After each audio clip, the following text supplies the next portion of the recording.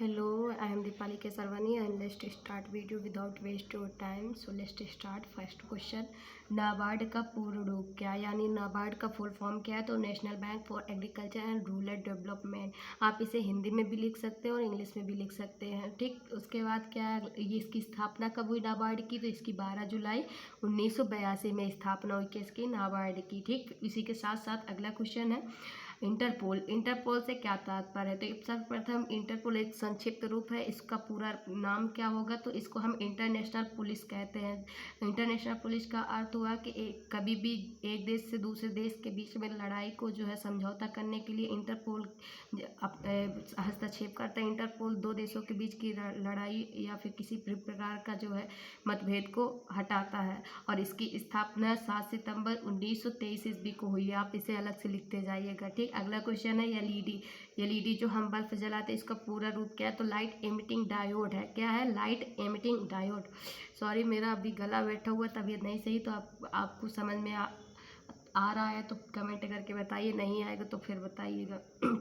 फिर उसके बाद एसएमएस, जो हम शॉर्ट मैसेज करते हैं उसको हम एसएमएस बोलते हैं शॉर्टकट में, लेकिन इसका फुल फॉर्म क्या है? तो इसका फुल फॉर्म है शॉर्ट मैसेजिंग सर्विस। यहाँ पे थोड़ा सा मिस्टेक हो गई थी, तो यहाँ पे मैसेजिंग लिखा, शॉर्ट मैसेजिंग सर्विस। उसके बाद वैट क्या है? तो वैट एक जो है टैक्स है। इसका पूरा रूप क्या है? तो वैल्यू एडिड टैक्स है। ठीक, तो वैट का full form value added tax. उसके बाद सार्स, SARS का पूर्ण विस्तृत रूप क्या? तो सीवियर एक्यूट रेस्पिरेटरी सिंड्रोम है। ठीक, फिर अगला क्वेश्चन आरबीआई। आरबीआई का पूर्ण रूप क्या? तो रिजर्व बैंक ऑफ इंडिया, जो कि भारत में 1935 में इसकी स्थापना की गई थी, या फिर कहें कि आधिकारिक रूप से इसे जो है सरकारी जो है सरकारी मोहर के रूप में, मतलब सरकारी के रूप में इसको अपना लिया गया था। उसके बाद डॉस इसको बोलते हैं, या DOS डॉस। तो डॉस ये जो है कंप्यूटर से संबंधित है, तो डिस्क ऑपरेटिंग सिस्टम। इसका पूर्ण रूप क्या है? Disk operating system. उसके बाद DVD, जो पहले समय में क्या करता था, DVD का प्रयोग करते थे, उसका पूरा रूप क्या होता था? Digital versatile disc. क्या था? Digital versatile disc. उसके बाद ऑस्ट्रेलिया का राष्ट्रीय पशु क्या है? तो कंगारू है। उसके बाद कनाडा का राष्ट्रीय पशु क्या? तो गंजा ईगल कनाडा का है। फिर जापान का राष्ट्रीय पशु तो आइबिस, जापान का राष्ट्रीय पशु आइबिस है। फिर उसके बाद है न्यूजीलैंड का राष्ट्रीय पशु तो कीवी है, न्यूजीलैंड का। उसके बाद है उत्तराखंड, यूके का मतलब, सॉरी उत्तराखंड नहीं, यूनाइटेड किंगडम, यूके का मतलब यूनाइटेड किंगडम का राष्ट्रीय पशु क्या है? तो इसके यहाँ का रॉबिन रेड ब्रेस्ट है। क्या है? Robin red breast. फिर अगला क्वेश्चन, भारत का राष्ट्रीय पशु तो बाघ है। क्या है? बाघ है।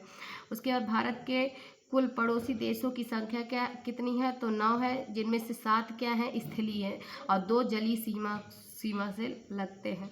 ठीक, जैसे कि अपना पाकिस्तान हो गया, अफगानिस्तान हो गया, चीन हो गया, नेपाल हो गया, भूटान हो गया।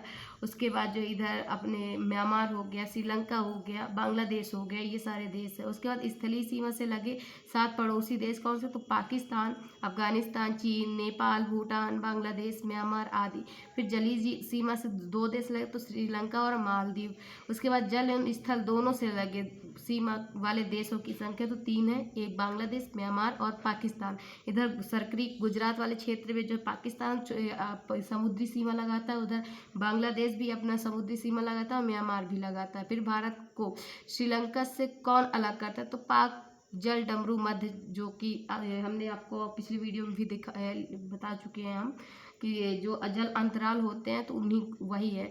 तो भारत को श्रीलंका से कौन सा जल अंतराल अलग करता है? तो पाक जल डमरू मध्य। ठीक, उसके बाद जो है अगला वीडियो कल नेक्स्ट मिलेगा। Thank you so much and like for subscribe. Thank you so much.